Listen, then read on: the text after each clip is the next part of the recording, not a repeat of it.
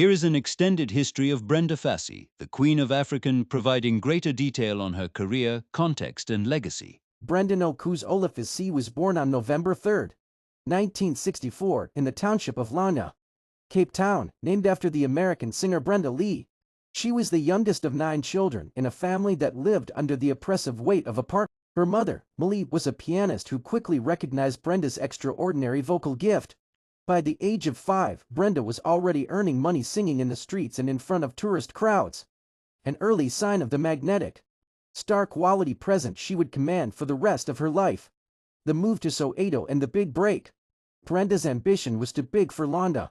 In 1981, at the age of 16, she made the decisive move to Soweto, Johannesburg, the heart of South Africa's black music scene.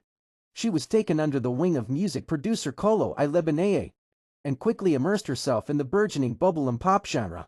She first sang with the group and then Joy, briefly with a group called Brenda and the Big Dudes, where she officially became the lead singer. In 1983, she released the defining track that launched her into orbit, Weekend Special. The song was an immediate multi-platinum success, becoming the fastest-selling record in South Africa at the time. Her image was electric: short, bleached hair, daring outfits, and a stage persona that radiated rebellious energy and raw talent. She was instantly crowned the Madonna of the Township's voice against apartheid. Brenda's fame coincided with one of the most volatile periods in South African history.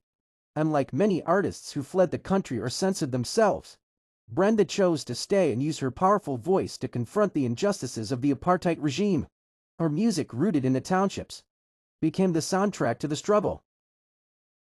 She sang about the hardships, the forced removals, and the daily pain experienced by Black South Africa.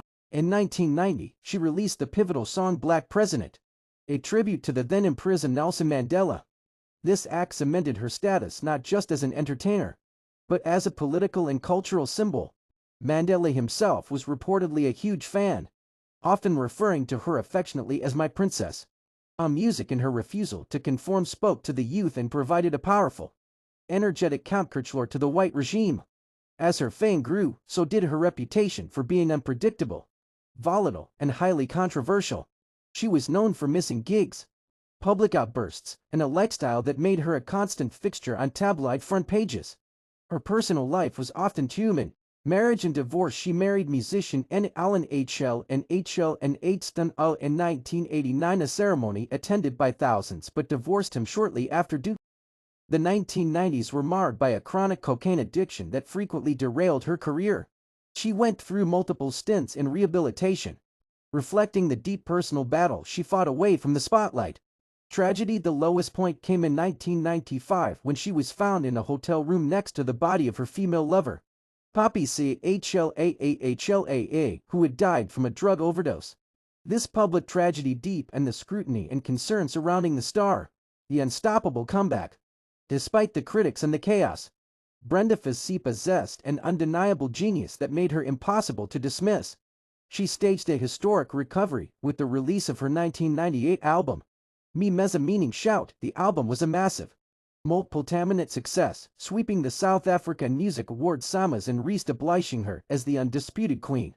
The track Full Indela opened the way, became her biggest hit, an energetic and joyous wedding party anthem that remains one of the most recognizable and beloved to connect in South African music history, who consistently forgave her flaws and celebrated her talent. Her incredible life was cut tragically short.